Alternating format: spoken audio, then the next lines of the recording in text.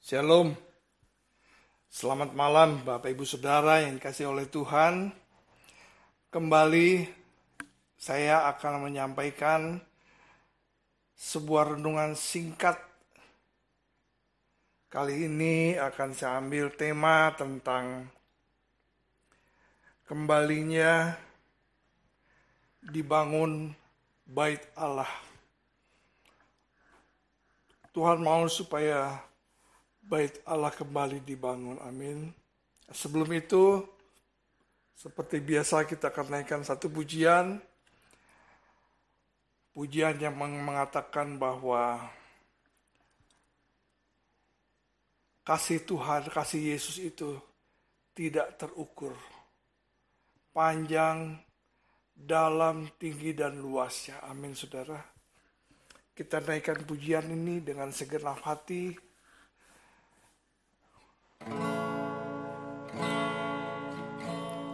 Oh ralabaya shanna ralabala bala bala bala bala bala bala.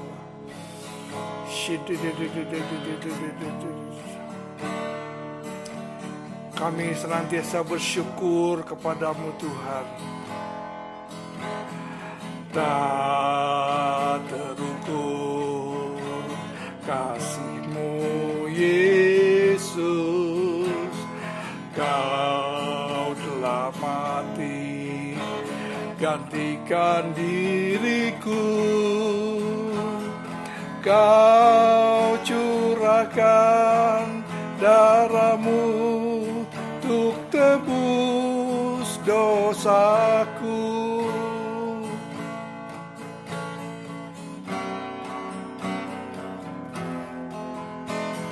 Tak terukur kasih-Mu Yesus, Kau telah mati gantikan diriku, Kau curahkan darah-Mu untuk tebus dosaku.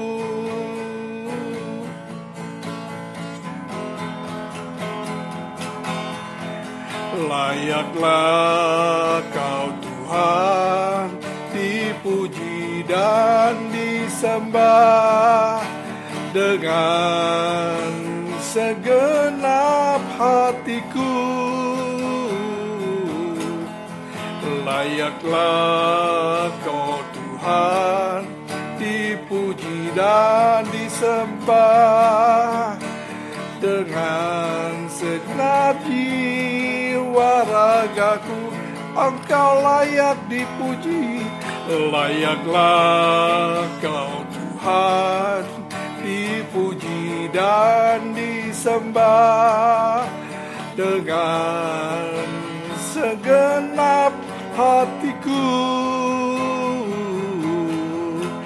Layaklah Kau Tuhan dipuji dan disembah dengan segenap jiwa ragaku, dengan segenap jiwa ragaku.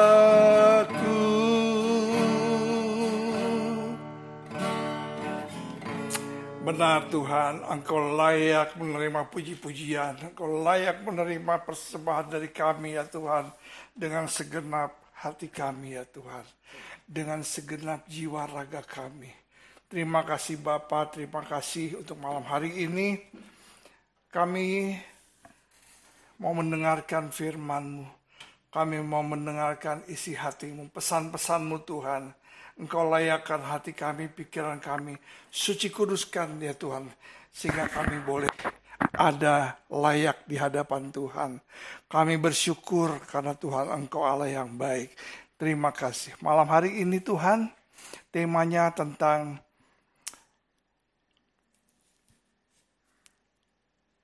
membangun kembali bait Allah. Nah, kita tahu bahwa bait Allah adalah tubuh kita. Amin. Di dalam Yohanes 2 ayat 21 dan 1 Korintus 6 ayat 19, saudara boleh mencatat. Yohanes 2 ayat 21, 1 Korintus 6 ayat 19. Bait Allah ini berbicara tentang roh Allah yang diam di dalam tubuh kita. Jadi tubuh kita ini sudah bukan lagi milik kita, tetapi milik Tuhan Yesus. Amin. Karena roh Allah, roh Yesus itu sudah bertahta di dalam diri kita. Nah, saya mau mengajak kita untuk membangun bait Allah. Roh kita, Roh Kudus yang sudah ada, supaya tidak tinggal diam, tetapi Roh Kudus bekerja di dalam kehidupan kita. Amin. Ini ada sedikit latar belakang tentang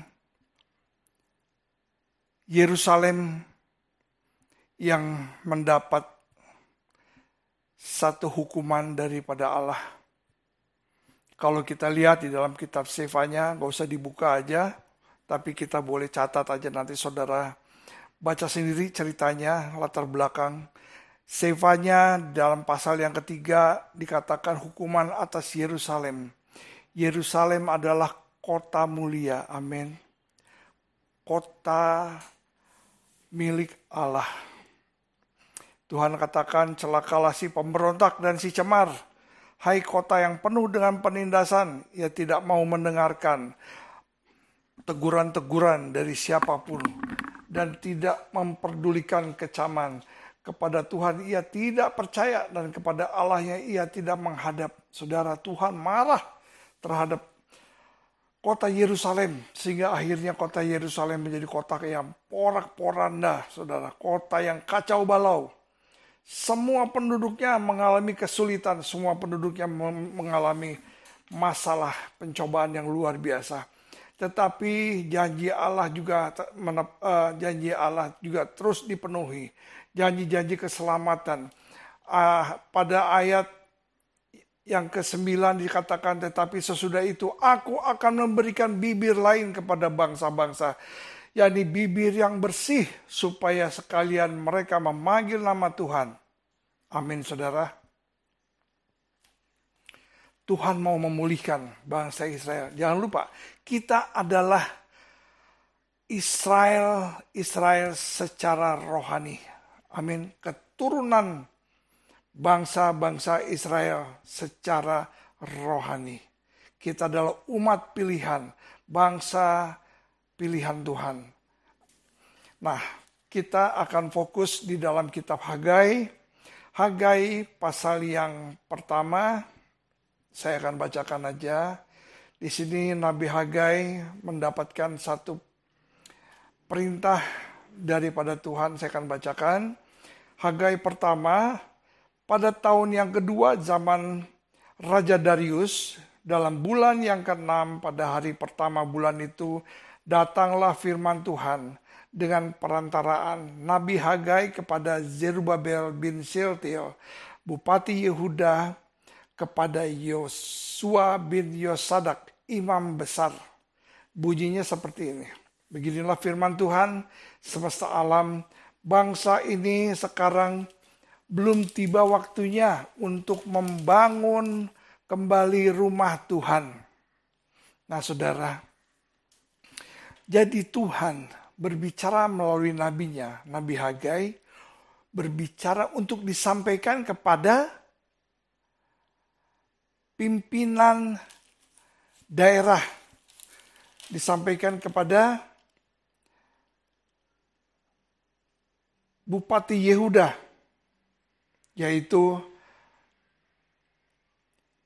Zerubabel bin Shealtiel, dan kepada imam besar, yaitu Imam Yosua bin Yosadak.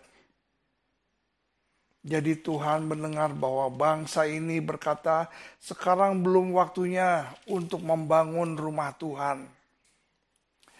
Maka datanglah firman Tuhan dengan perantaran Nabi Hagai, bunyinya, apakah sudah waktunya bagi kamu untuk mendiami rumah-rumahmu yang dipapani dengan baik, sedang rumah ini, rumah dalam huruf besar, rumah ini, rumah Tuhan, bait Allah, tetap menjadi reruntuhan.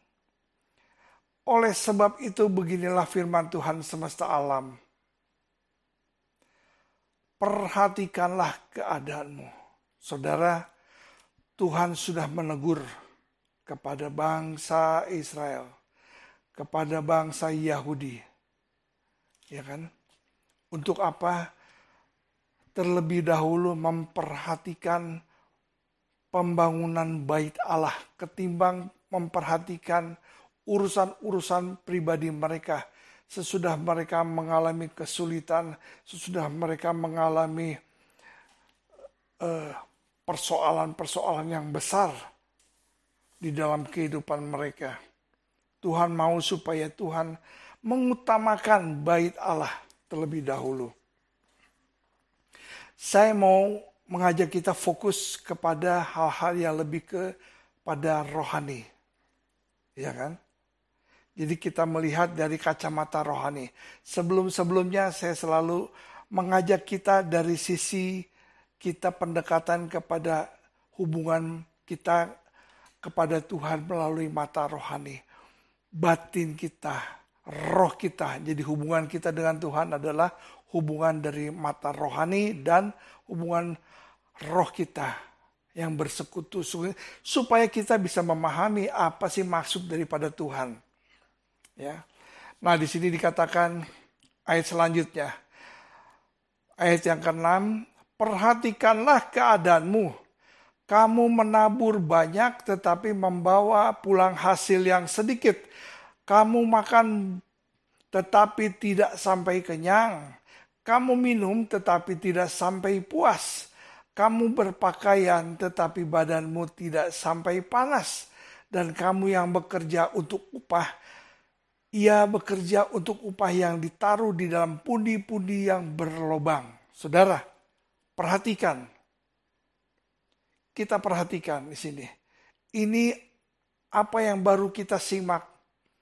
Ini merupakan satu keadaan kondisi yang sangat tidak menguntungkan, sangat rugi, sangat tidak baik, sangat tidak membahagiakan. Kita menabur banyak tetapi membawa pulang sedikit.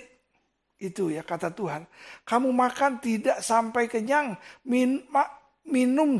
kamu minum tidak sampai puas. Karena tidak ada ucapan syukur dari kita. Kita tidak pernah merasa puas akan kehidupan ini. Selalu maunya lebih. Tidak merasa cukup. Tidak ada rasa ucapan syukur untuk berkat-berkat Tuhan yang sudah Tuhan berikan untuk setiap kita.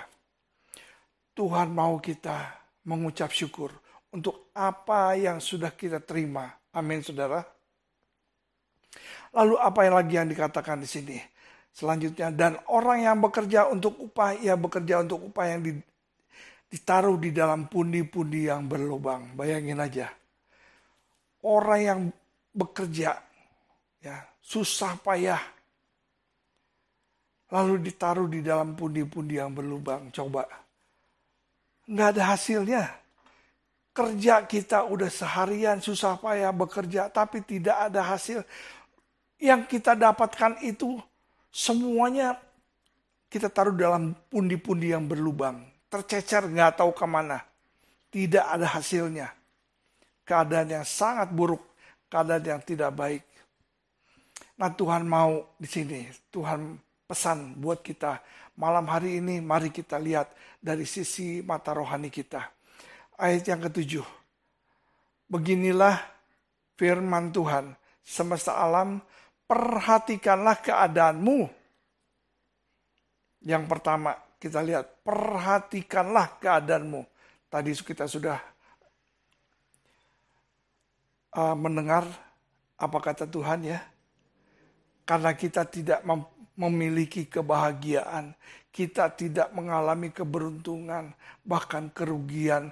Kita tidak pernah puas merasa, kita tidak pernah mengucap syukur. Tuhan mau kita memperhatikan. Perhatikanlah, kita koreksi diri kita. Koreksi kehidupan kita. Ada masalah apa dengan kita? Lalu ayat yang berikutnya, ayat yang ke-8. Jadi Tuhan katakan di sini, naiklah ke gunung. Nah, ini menarik saudara. Tuhan mau supaya kita naik ke atas gunung. Secara logika, gunung itu ada di satu tempat yang tinggi. Benar? Ada di satu tempat yang tinggi. Kalau pantai ada di dataran rendah. Kita diminta Tuhan untuk naik ke atas gunung. Untuk apa kita harus naik ke atas gunung? Mari saudara, saya akan mengajak kita membuka kitab Mazmur pasal yang ke-24. Mazmur pasal yang ke-24. Supaya kita ada sedikit gambaran pemahaman tentang gunung. Mazmur pasal 24 ayat 3 dan 4. Saya bacakan Mazmur 24 ayat 3. Siapakah yang boleh naik ke atas gunung Tuhan? Siapakah yang boleh berdiri di tempatnya yang kudus? Orang yang bersih tangannya dan murni hatinya, yang tidak menyerahkan dirinya kepada penipuan dan yang tidak bersumpah palsu. Dialah yang akan menerima berkat dari Tuhan. Amin saudara. Jadi yang boleh naik ke atas gunungnya Tuhan, gunung kudusnya Tuhan, yaitu orang yang bersih tangannya dan murni hatinya, yang tidak menyerahkan dirinya kepada penipuan dan yang tidak bersumpah palsu. Amin. Gunung kudusnya Tuhan itu artinya bukan gunung secara letterlek saudara. Kita masuk di dalam doa pujian penyembahan. Naik ke atas gunung kita membawa apa? Membawa doa, membawa pujian penyembahan. Kita membakar apa? Membakar ukupan. Kita membuat mesbah sehingga kita bisa naik berjumpa dengan Tuhan. Ya, berjumpa, roh kita bertemu dengan roh Allah. Di sana kita mengalami satu keadaan yang menyenangkan. Satu situasi di mana kita masuk ke dalam satu dimensi yang tinggi di atas, di mana Allah bertahta. Amin saudara. Itulah yang dimaksud kita naik ke atas gunung. Lalu yang berikutnya saudara. Ayat berikutnya di sini dikatakan apa? Kalimat berikutnya, sesudah naik ke atas gunung, bawalah kayu. Nah, saudara, kita naik ke atas gunung untuk membawa kayu. Di atas gunung kita, logika kita, pikiran kita yang pasti adalah banyak kayu. Untuk apa kita harus membawa kayu naik ke atas gunung? Kayu itu biasanya untuk membakar. Ya kan? Untuk membakar korban persembahan. Untuk membuat mesbah korban bakaran. Itu yang Tuhan mau. Jadi bawa persembahan buat Tuhan di atas gunung. Melalui doa, pujian, penyembahan, kita bawa persembahan. Persembahan, doa, pujian, penyembahan itu harus kita bakar. Jadi betul-betul harus ada nyala apinya. Ada nyala api. Jadi doa, pujian, penyembahan yang kita naikkan itu harus betul-betul bernyala-nyala, berapi-api, roh kita menyala-nyala karena akan bertemu dengan roh Tuhan. Amin saudara. Kita membawa kayu itu artinya membawa persembahan.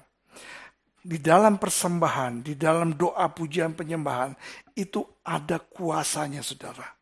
Kuasa apa aja? Kuasa berbagai macam kuasa. Kuasa kesembuhan bisa terjadi, saudara. Ya, kita mengalami kekalahan akan menjadi seorang pemenang. Amin. Usaha-usaha kita yang mengalami kemunduran, kemerosotan, Tuhan akan pulihkan. Amin. Segala macam yang kutuk akan menjadi berkat. Bahkan akan terjadi transformasi, yaitu pertobatan, saudara. Kita berdoa untuk keluarga kita, sehingga keluarga kita apabila ada anak-anak atau suami istri yang belum mengalami kelahiran baru, sehingga mereka boleh mengalami perjumpaan dengan Tuhan, mengalami pertobatan. Juga kita berdoa buat saudara-saudara kita. Amin, saudara. Oleh karena itu kita mengundang, kita naik, kita bersama-sama ada di dalam menara doa. Kita ada bersama-sama di dalam menara, kita naikkan doa pujian penyembahan. Kita berdoa buat saudara-saudara kita. Kita berdoa untuk semua teman-teman kita yang sedang mengalami kesulitan, yang sedang mengalami persoalan. Saya percaya Tuhan hadir dan ada kuasa di dalamnya doa. 2-3 orang kita sepakat berdoa. Tuhan hadir. Percaya dengan iman. Ada kuasa yang terjadi. Amin, saudara. Lalu yang berikutnya, apalagi yang dikatakan di sini. Nah, sesudah membawa kayu dan bangunlah rumah itu. Nah, ini saudara, rumah itu, R-nya huruf besar, artinya bait Allah. Roh kita, Roh Kudus yang sudah kita terima daripada Tuhan. Itu supaya kita bangun, kita bangkitkan. Jangan mati, saudara. Roh Kudus yang sudah kita terima itu jangan tinggal diam dalam kehidupan kita. Tapi kita bangkitkan roh itu. Supaya apa? Supaya bisa kita bekerja sama dengan Roh Kudus. Mengatasi berbagai macam hal dalam persoalan hidup kita. Kita nggak mampu, kita nggak sanggup untuk bekerja sendiri dengan kekuatan, kemampuan, segala macam kehebatan kita. Kita nggak akan sanggup. Banyak persoalan yang di luar kemampuan kita. Oleh karenanya kita butuh Roh Kudus. Kita butuh Tuhan Yesus untuk memberikan pertolongan, memberikan kekuatan, bahkan memberikan kesembuhan. Segala kuasa ada di dalam Tuhan Yesus. Amin, saudara. Mari saya mengundang kita membangun rumah itu, rumah Tuhan. Tubuh kita ini adalah bait Allah. Roh Allah yang ada tinggal di dalam tubuh kita. Jangan biarkan dia padam. Tapi kita bangkitkan terus supaya roh itu bernyala-nyala. Roh kita bersama-sama dengan roh Allah itu bernyala-nyala. Amin, saudara. Nah, memang saudara, untuk membangun rumah Tuhan itu memang tidak mudah. Ada satu proses. Untuk naik ke atas gunung kudusnya Tuhan juga tidak mudah. Ada prosesnya Tuhan. Ada proses yang harus kita lalui. Yang pertama tadi, untuk naik ke atas gunung, ada proses. Kita harus memiliki hati yang bersih. Amin. Tangan yang bersih. Pikiran. Kita harus datang dengan hati yang betul-betul kudus di hadapan. Makanya sebelum kita berdoa, sebelum kita masuk dalam menara doa, naik puji-pujian, kita terlebih dahulu kita mengampuni. Supaya Tuhan menguduskan hati, pikiran kita, bahkan roh kita. Supaya kita layak ada di hadapannya. Amin, saudara. Karena Tuhan adalah kudus. Tuhan gak bisa ada bersama-sama kalau kita masih kotor. Tuhan mau kita juga ada dalam kekudusan. Amin. Tuhan sanggup. Kalau kita mau minta kepada Tuhan, datang kepada Tuhan. Dan kita juga harus mau membersihkan hati pikiran. Kalau kita ada berbuat dosa, kita minta ampun. Kita ada berbuat salah, kita minta ampun. Tuhan layakkan kami untuk masuk dalam hadirat Tuhan. Gitu, saudara. Ya, ada harga yang harus dibayar. Dalam proses membangun rumah Tuhan itu ada harga yang harus dibayar. Kalau biasanya itu menara doa jam 5 pagi, kita sudah mulai, saudara, kita orang masih pada tidur, kita udah mulai memuji memuliakan Tuhan. Jadi paling tidak saya itu bangun itu harus jam 4. Mempersiapkan diri, mempersiapkan hati, mempersiapkan supaya benar-benar layak di hadapan Tuhan. Begitu masuk bersama dengan teman-teman, kita masuk dalam doa, pujian, penyembahan, saling mendoakan satu dengan yang lain. Oh, itu indah sekali saudara. Rasanya beban-beban yang ada dalam pundak ini itu terlepas. Itu ada harga yang harus dibayar, saudara. Amin. Waktu harganya yang harus dibayar. Kita harus bangun pagi-pagi. Kalau jam 5 sudah harus mulai. Orang yang lain pada tidur, kita sudah berdoa. Saudara mau bayar harga?